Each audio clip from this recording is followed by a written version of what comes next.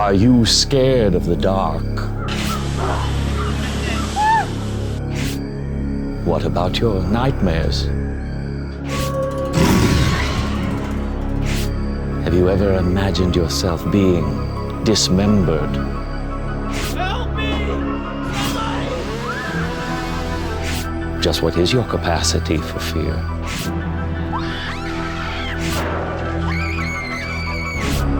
I think it's time we find out. I am Albert Kane, and I am the caretaker.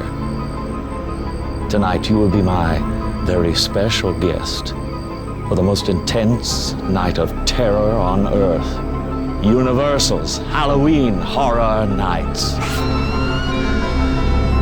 Join me on a journey through your fears as I transform Universal's Islands of Adventure into one disturbing nightmare after another. Your time has come.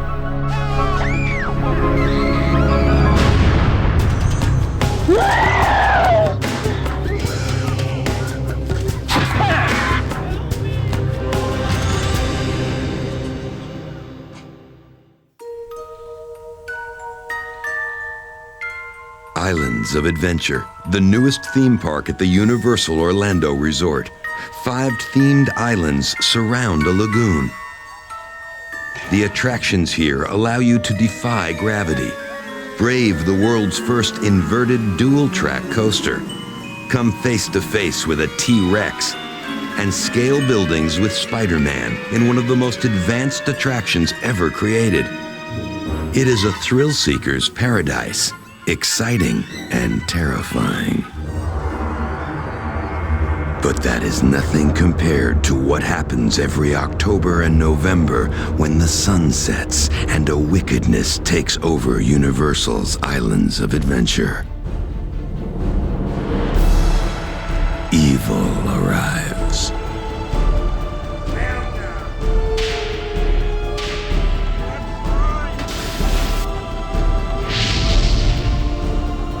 No one is safe as up to 600 ghoulish monsters overrun the park, torturing the innocent souls who dare to enter. No, this isn't a nightmare. It is Halloween Horror Nights, a special ticket event that takes place after theme park hours. Victims run, victims hide, but there is no escape. 5 ghastly haunted mazes tempt the naive.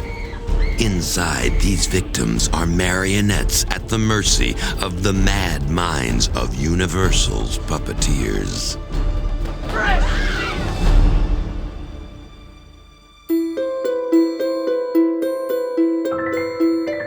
Halloween Horror Nights is one of the most professionally done attractions in the country. It's a highly detailed, high startle, high score event. Universal's reputation and resources make this one of the biggest horror-themed events in the country. One of the things that Universal Studios is able to do is budget. They're able to put a large amount of money into their events, into each one of their elements, their attractions. Another advantage Universal has is its history with horror. Long before Halloween Horror Nights wreaked havoc on theme park visitors, Universal Studios was making moviegoers squirm in their seats.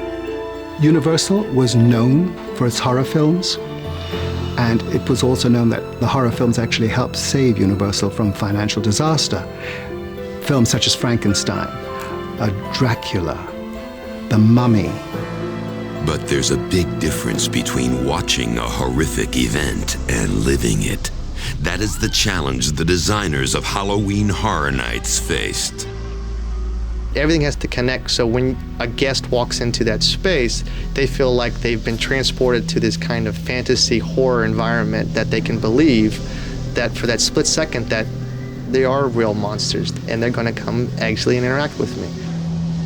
Of course, it doesn't hurt that their backdrop is a world-renowned theme park famous for its stomach-in-your-throat coasters. Islands of Adventure was a park designed around thrills and thrill rides. And Halloween Horror Nights, the event itself, is all about thrills and chills. Haunted house gives you the opportunity to experience what would happen to you in a violent situation safely. So that same target market that wants to go to a haunted house also wants to ride the roller coasters.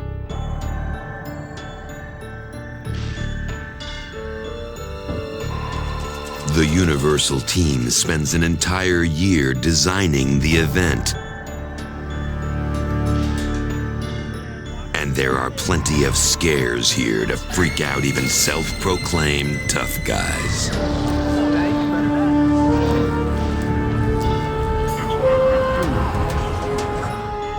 Every nook and cranny is what Universal calls a scare zone. But it is the 5 haunted mazes that draw thousands of would-be victims each night. A haunted maze is an experience that is a series of different types of scenes that you go through. We use the term maze because it is a maze. We don't want people to ever feel like they know which way to turn, which way to go. And one of the ways Universal makes the mazes believable is by developing a story. Some of the mistakes that we've come across over the years developing Halloween is taking the guest and not giving them the credit that they deserve. A theme is very, very important to the guest. They want to know why this maze is here, why this room is filled with bodies, why this creature is coming after me. Each maze is created around a core scare, which takes a basic human fear, like fear of the dark or fear of bugs, and magnifies it. This theory works. After all, everyone's afraid of something. Fear is something that is genetic, and everyone is afraid of certain things. But fear is also learned. So, Universal asks the ultimate question: what are you afraid of? Be careful how you answer, because they'll figure out a way to make it 10 times worse than your imagination.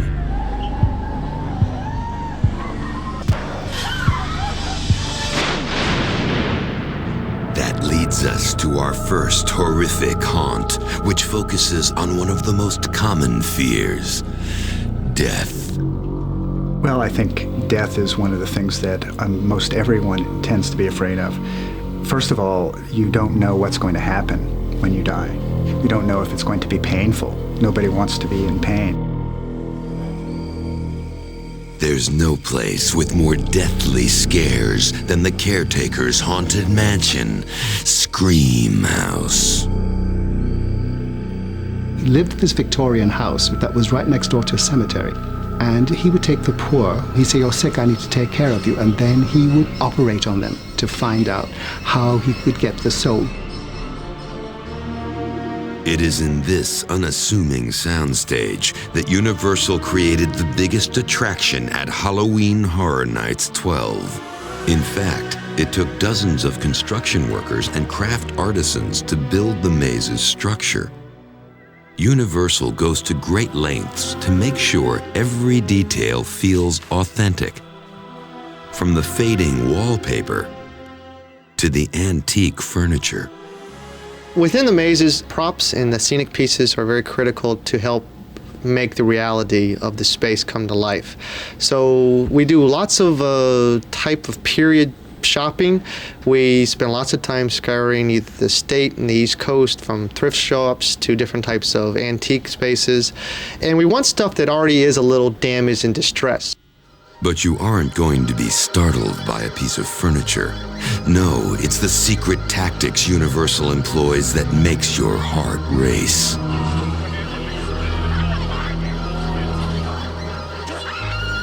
Scare tactics for what we do here at Halloween Horror Nights are something that as designers we keep very close to us. It's almost like the magician giving away the secret of how he pulls the rabbit out of the hat. 2 types of scare tactics are special effects and Scaracters, who are actors hired by Universal to give you the fright of your life. Our cameras got to go behind the scenes of Scream House to find out how they used these and other scare tactics like misdirection and distraction. Some of our scares are about distraction. The Scaracter here will fire this foot pedal, lets off that scream, and then another pedal here will activate a hydraulic guy.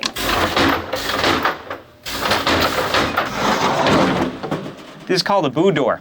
We camouflage it in to look like the rest of the wall. This looks like a pantry. Then we use misdirection. We've got these nasty dead animal carcasses hanging here and these nasty, ugly things, and the Scaracter gets you from this side. When we design our haunted houses, we try and bring our Scaracters at you from unexpected locations. Right now, it looks like you're 30 feet away from me, but thanks to this mirror gag, I'm right next to you, and that gives a good scare. Once the designers have developed the scares, it's up to the Scaracters to enforce them. What makes the heart of this house is the soul that you'll give it.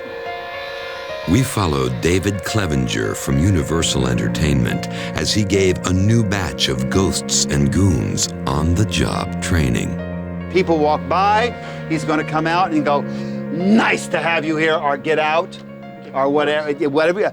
Say something negative to us in 2 words or 3 words. Go away. Say perfect. And then close. Immediately close it. The cast of Scream House Scaracters include a whole host of creatures who fell victim to the caretakers' experiments. And to make sure a scare lurks around every corner, Universal staffed Scream House with up to 26 Scaracters a night. Scaracters aren't the only things scaring guests. Scenic pieces play a major role. But how do they keep all the visitors from fingering the props? What's this? Simple. Smear them with the gooeyest concoction you can find. Petroleum jelly. There are some props in Scream House that can't be seen. They're smelled. Universal actually pumps in smells like dead flowers, dirt, and simulated rotting flesh.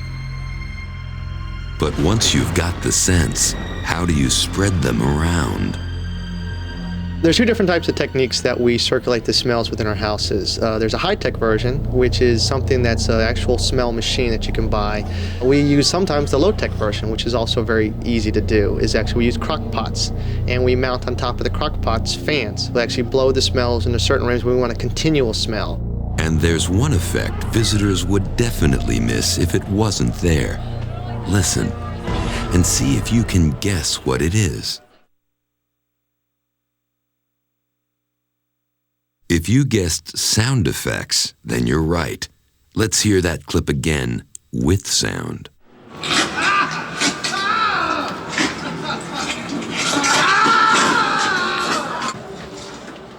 Sound effects and music play a major role in any maze.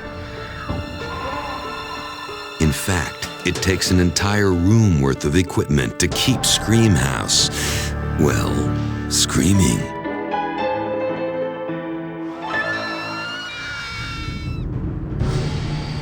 Now, lock your doors, close the blinds, and put the kids to bed. It's your turn to enter Scream House.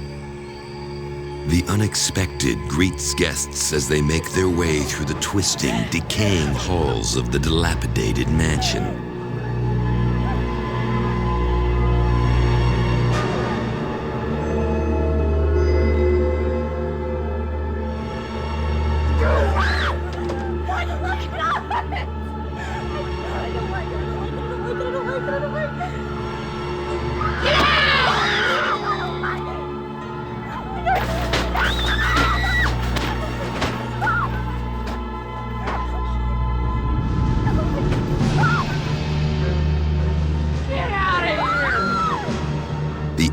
souls who fell victim to the caretaker's maniacal experiments take revenge on the innocent, scaring them when they least expect it.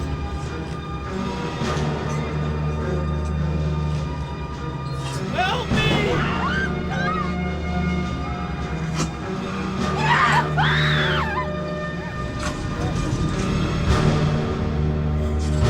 I can't move.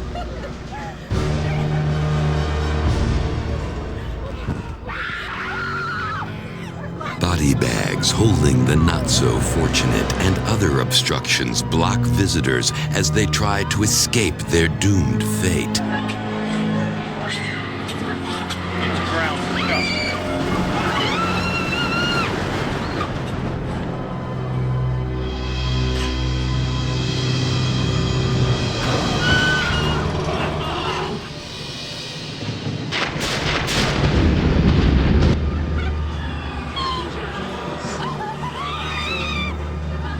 That finally leads them to the mausoleum and a face-to-face encounter with the caretaker.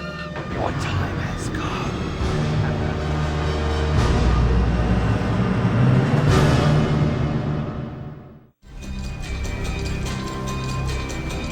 Tens of thousands of gore-greedy guests haunt this annual event each night. Putting on an event of this magnitude takes an entire year of planning, with Universal creating new Halloween Horror Nights content each year. The design team starts working on next year's event right after the current one opens. Our cameras went into the restricted design area, where many Universal employees aren't even allowed. Back here in our art design department, we create Halloween. We create it from the ground up. This is where we start with a blank piece of white paper and start doing sketches, and it comes out of our head.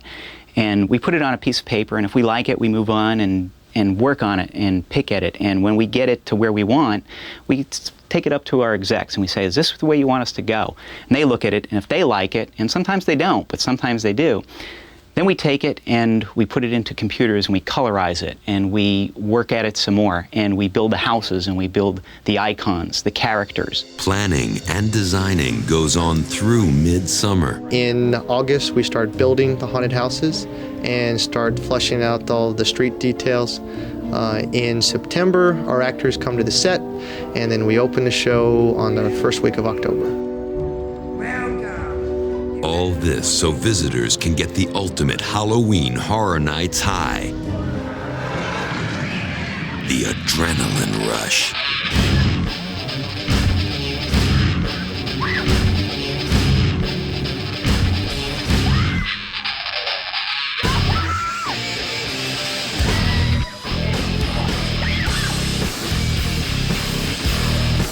I think the event is successful because of the rush that people get from attending it. We get people who are looking for that adrenaline rush.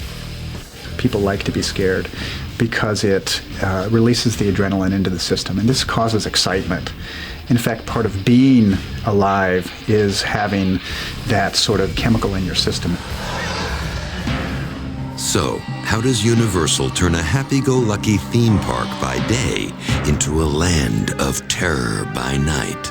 It takes us all of about 2 hours to do it, and it's an army of people, and they're choreographed to the point where everybody knows what they have to do in a certain period of time. It's almost like a ballet, that's how it happens.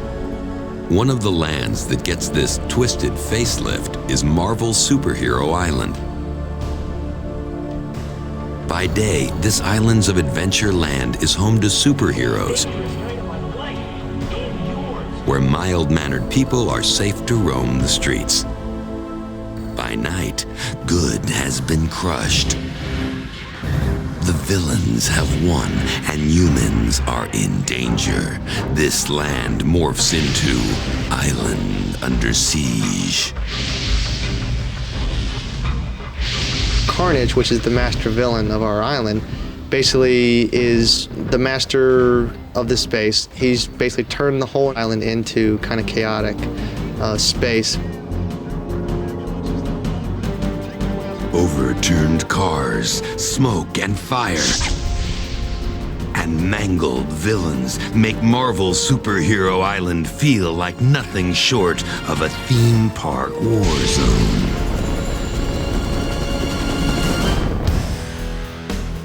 Amongst the rubble and rampage of Island Under Siege is one of the event's 5 mazes, Maximum Carnage. You have to navigate through this kind of barbed wire experience with gamma radiation and toxic chemicals, target practice with laser beams, and all the while these evil henchmen and supervillains chasing you, wanting to capture you and make you part of their evil clan. Maximum Carnage is an interesting attraction. There's a lot of actors popping out of nowhere. It's different from the other attractions, which is always good. A run through Maximum Carnage can be very threatening and make you feel out of control. Or at least that's how the Universal designers want you to feel. Maximum Carnage, the core scare, is all about threatening environments. It's about being out of control. So how did they create an atmosphere that appears to be threatening while keeping it safe? It's all about the high-tech toys. Basically, one of the scares we use in all the houses are these pneumatic devices. They're handed to the character, and as the guests walk through, they're frightened by the sound. And if that doesn't scare them, that will. This is the vortex, or the tunnel. It's a lightweight cylindrical device that spins around a bridge as you're walking through it. It's basically backlit to give a disorienting effect that makes you kind of want to grab onto the rails because you're not sure of the motion that's going through. Basically, this is the waterfall effect. It consists of a series of pool pumps that draws the water out of a pool vat area, pumps it up 10 feet into the air. The water gently cascades over to the side. We accent this with lighting effects to give it more disorienting of effect, and then we scare from opposite directions for full effect. So what's it like to take a trip through Maximum Carnage? Now it's your turn to find out. A maze of twisted metal, chain link fences, and Carnage's henchmen are on the loose. The music is deafening. The lights are blinding as you trudge through pools of toxic waste.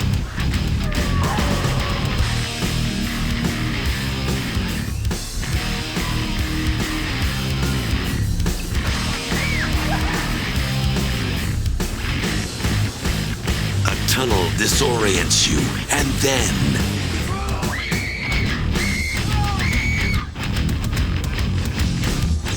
finally you enter the nuclear reactor room.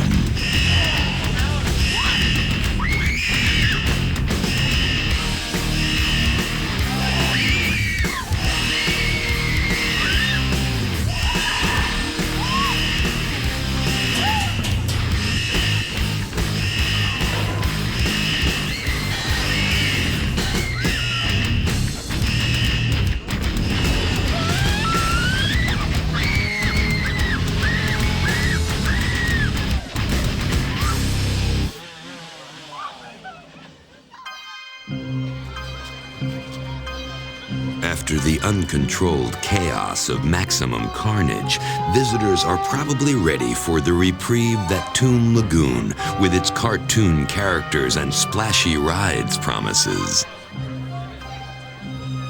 Too bad. We created a character called a Treek and Froon, which are characters that travel in pairs, and the characters are able to actually hide in the foam and pop out at you and interact with you. So we've littered basically the whole island with foam. Toon Lagoon doesn't normally look like a giant bubble bath, so where did they get all the suds? The foam machines are a great commercial product that we use that takes 55-gallon drum, which is basically a soap substance, and interjects air into it, and then actually creates a large, basically bubble bath type of foam. We usually transport it through a scaffolding tower and hang the foam machines about 10 feet in the air. and this gives us a great kind of waterfall effect of foam.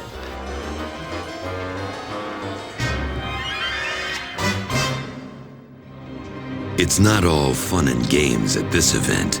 While multitudes of guests might mean mega success for Universal, it also creates a few challenges for the designers. The problems with any type of an event this large are capacity. You have to be able to design a haunted house that can take a lot of people. Otherwise, you couldn't handle the event. The people would riot in line after waiting 4 hours to go through a 15-minute experience. The greatest challenge that we face here is the large capacities of guests that come to our event. So for us, our biggest challenge is how do we still make it singular within the large amount of people that come and experience us. So we have to do that very strategically through the design, through the layout, for how we actually able to split the groups up away from their safety and their security. There is no safety or security when it comes to the prehistoric creatures in Universal's Jurassic Park. We took the theme that follows the movies, which is where the dinosaurs have gotten out of their existing cages and now roaming the island free. And free they are. Packs of velociraptors stalk their unsuspecting prey, humans. Mutant half-men, half-dinosaurs are the hideous victims of a scientific experiment gone terribly wrong. Buried in the middle of this prehistoric predator's playground is Evolution, an outdoor haunted maze. Evolution is a fun event. The Triceratops that you see asleep in the beginning and then basically gutted at the end was really a nice touch. The Universal designers used an existing attraction called Triceratops Discovery Trail to create this haunted maze. Our Triceratops animatronic in Discovery Trail isn't very threatening. It's not very scary. So what we did to remedy this is we built this stockade around here and we busted up all these big holes through here to make it look as though something violent and terrifying happened in here. Then to try and get heavy, quick movement inside, we have high-powered strobes placed around the stockade. And as they fire quickly, it makes it appear as though this animal's moving very quickly. Then, of course, we have a busted up, bloodied up Dr. Burton who comes right at you at this hole. Then later on, you'll see another animatronic of Dr. Burton after he's met his demise.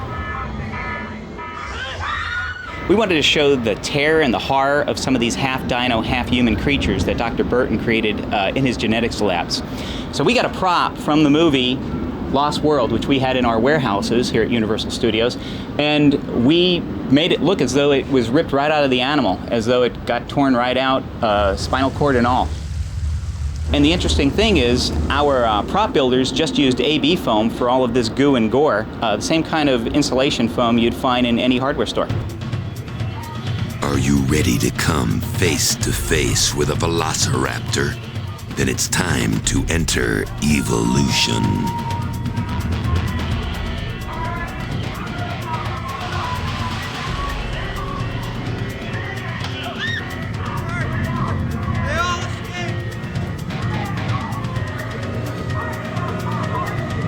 There is little hope for you, considering the fate of Dr. Burton.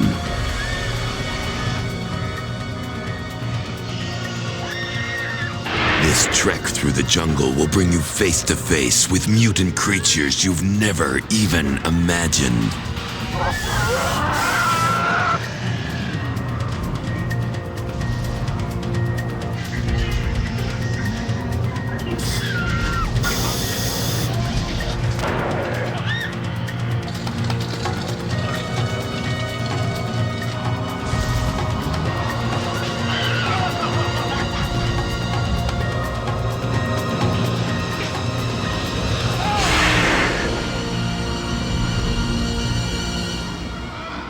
It's really scary. You don't know what to expect. There's something next to you, in front of you, behind you. You never know what's going to happen. And I thought it was a great experience. I loved getting scared, so I had a lot of fun. If marauding dinosaurs aren't disturbing enough, these performers look like they just stepped out of a sideshow. They are known simply as the Freaks.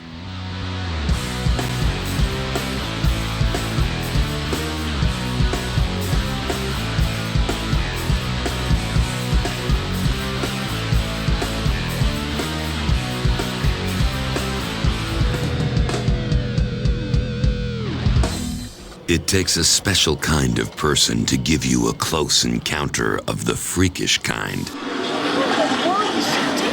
it! Move! Get out! Meet one of Halloween Horror Nights' resident freaks, the Rat Lady. I never thought about what the feeling would be like to have rats climbing all over me. First couple times I came in here, it was kind of eerie feeling, having a little pitter-patter on you, but you get used to it. The life of a freak is risky business, but would you spend a night in a coffin full of rats? On any given night, we have about 30 rats in here. Sometimes, there's little confrontations, they'll run around and they kind of nibble. And what prevents the Rat Lady from getting eaten alive right before your eyes?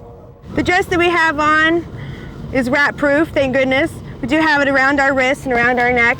And actually the skirt at the bottom has elastic pieces that come around our ankles so the rats can't climb, seeing as they're plexiglass right here, and we can't actually get down there to, keep them from running around. Your work-related nightmares are nothing compared to those of the Rat Lady.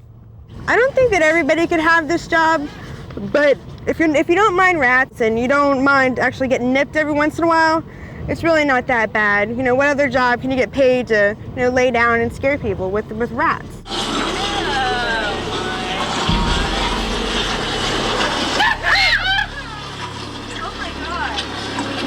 Move it! Move! If that's not enough, then the sideshow outside of maximum carnage will shock some and make most queasy. He's half man, half lizard, and 100% gross. Meet Lizard Man.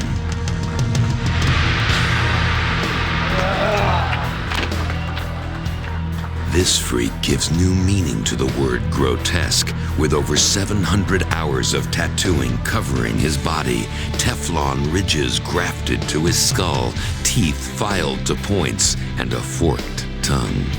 But that's just an appetizer. Show him the dart. This is a dart game for the macabre. Oh, And lifting weights never looked so repulsive. If these freaks' vulgar displays of human mutilation and sideshow stunts don't give you nightmares, it is sure to cause a loss of appetite.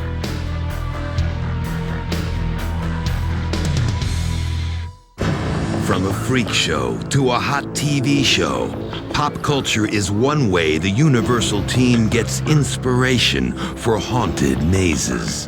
When we start developing Halloween, one of the things that we do is we take a look at what society is scared of. What's the newest trend? A good example this year is reality-based. That brings us to our last maze, Fear Factor, which was based on the reality TV series of the same name.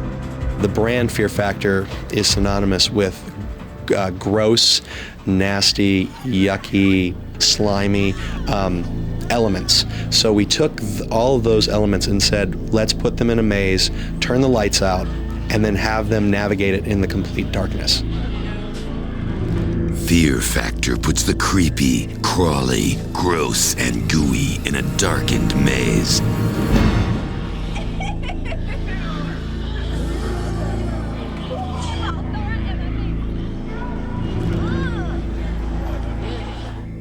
Fear Factor's core scare is all about the fears that people have every day. It's the fear of darkness, the fear of snakes, spiders, rats, worms, all of those things that everybody lives with every day and they're afraid of. I just want to go. I just want to get out now. There's many reasons to be afraid of insects and creepy crawlies. I think that much of that comes from childhood. You learn as a child that there's something scary about them. You see a spider and someone goes, ah, ew, and that teaches you then there's something to be afraid of.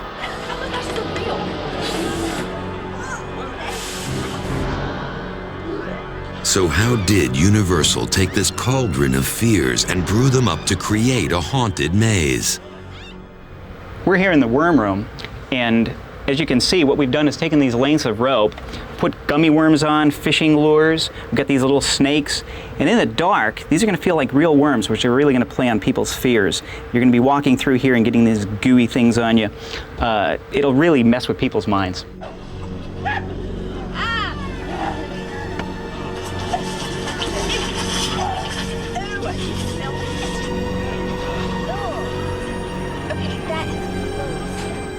This is the hair room. We've got about 15 different kinds of hair, lengths of hair, different kinds of matty, gooey hair.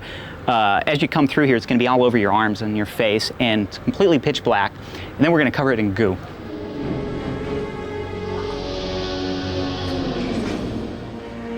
I'm backstage with one of our special effects here. This is the shock drop bridge. As people come through, a scare actor will be hitting this foot pedal, dropping that bridge 2 inches into complete darkness.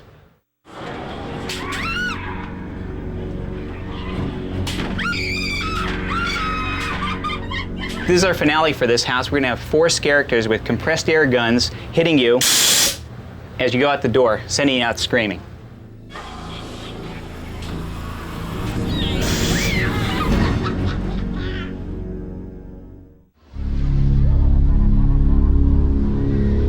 To instill fear in park guests, Universal employs approximately 600 characters who make it a perilous adventure for those who brave the event. One of the star's characters of Halloween Horror Nights 12 looks like he could have popped out of the pages of a novel. Meet Nightmare. This menacing monster was the brainchild of the Universal Dream Team. But how do they turn an idea for a monster into the real deal? First, the concept is drawn as a pencil sketch. Then that drawing is transformed into a computer color rendering. From the color rendering, a small statue called a maquette is constructed. The prosthetics lab and costuming department then create the life-size costume. One of the most integral parts of Nightmare and many other characters is the mask. Making these synthetic disguises is practically a work of art. The staff that I have making everything for Halloween Horror Nights is generally a staff of about 20 people at this point. They're all extremely skilled makeup artists with skills ranging from sculpting, mold making, painting. And here's an eye-opener. They have to create multiple masks for one character. We might have to make 15 of the same mask because they're in different areas of a haunted house or they're in shifts. So it's not that we just make a mask and it's one person. The caretaker, the icon for Halloween Horror Nights 12, doesn't wear a mask. His look is created with makeup. Our cameras rolled as makeup artist Jonah Levy took actor Bryce Ward from normal guy to creepy goon, a process that takes up to 2 hours.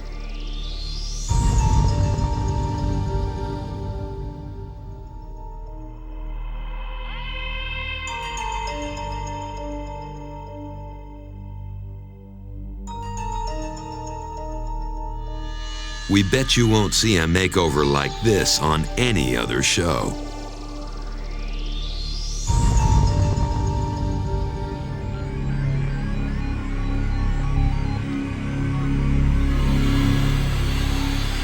In the character hierarchy, the event icon is certainly at the top of the food chain. But there are other roles that many people are chomping at the bit to play. In fact, this character role is so prestigious, many people vie for it each year. This elite group of characters has the ability to send visitors running for their lives. Meet the few, the proud, the chainsaw characters.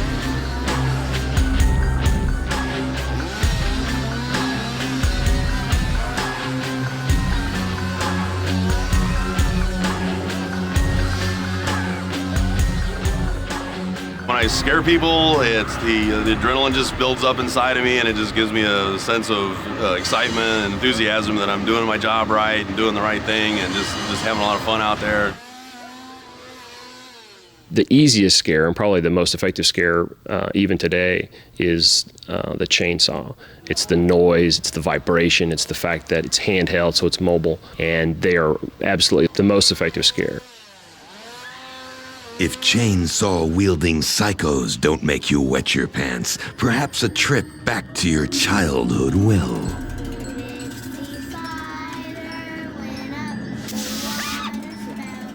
The core scare in Scary Tales 2 is childhood fears of fairy tales. You know, when you were growing up, all of us had the fears of the monster underneath the bed.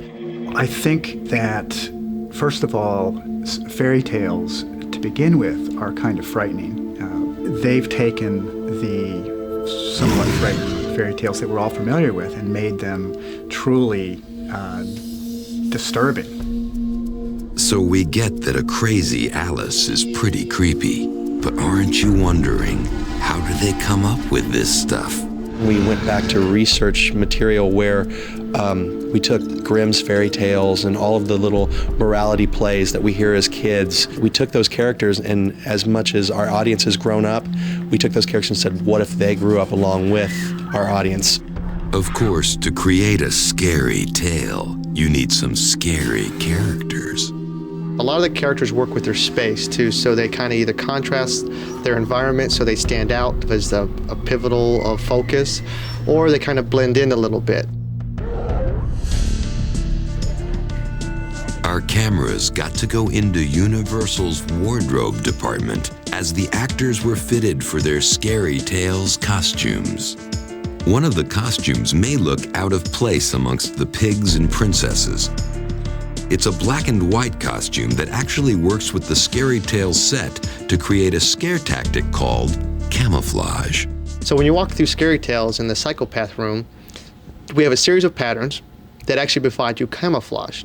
And we've dressed the character in this space that looks exactly like the wall. You feel that the wall can't attack me, it's very safe. And suddenly for a split second, you realize that you do have somebody in your space, but you can't focus on them because of the strobes, and now we've been able to scare you. Are you beginning to feel like Alice after she followed the white rabbit into a world of bizarre creatures? Not yet? Then it's your turn to enter Scary Tales 2.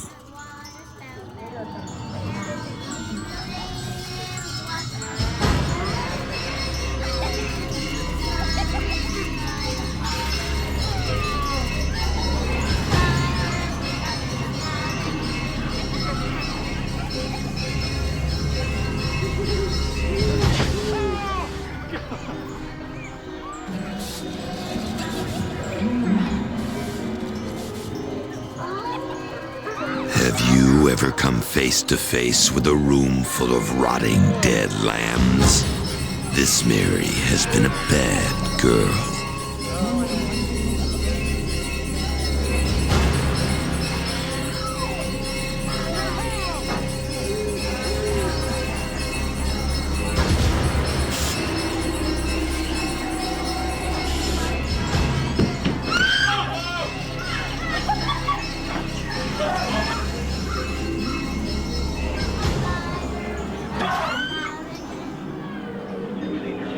It seems this grandma didn't get eaten by the wolf.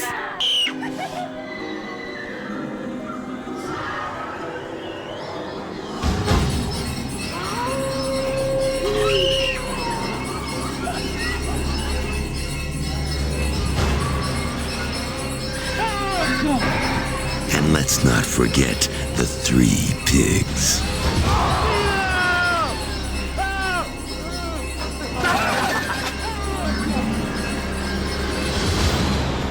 My favorite haunted house was Scary Tales because it couldn't see what was happening, and the people were in it were like really like energetic and like scary, and they jumped out at you from all different corners, and yeah, and somebody would get scared like right in front of you, and then you'd walk by and they'd scare you and still be scared.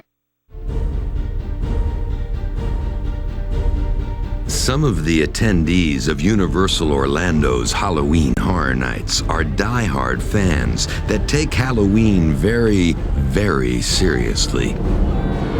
I'm a Halloween Horror Nights fanatic. I track it all year on the computer. I look at different websites to try to find out as early as possible what the new logo is going to be. I collect shirts, hats, pins, buttons, shot glasses, ashtrays. I have shirts from every year. I have at least, I think I have 40 shirts. I have almost anything you could want from Halloween Horror Nights, I probably have it. So what can these fans and others expect to see at future Halloween Horror Nights? The future for Halloween Horror Nights is very big, I think. This is an event that started with one weekend at Universal Studios Florida, our first theme park here in Florida, and we've now moved it to Islands of Adventure. As this event grows, it will outgrow Islands of Adventure, and I see it moving into probably 2 parks as the years passes by, where we can even make the theming a little bit, more themed towards what's in our islands, and then take a more movie approach in the studios and join the two to kind of a mega Halloween Horror Nights. But there is one thing that will probably never change, and that is Universal's desire to scare you to death.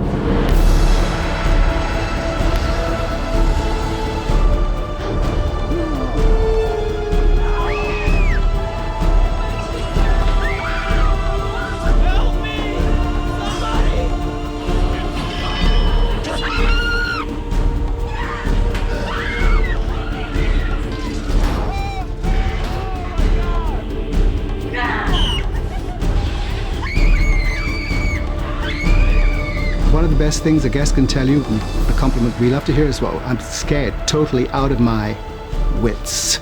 Just like, I can't believe it, it was just wonderful, I gotta come back for more. And you go, good, you're sick, we want you back for more.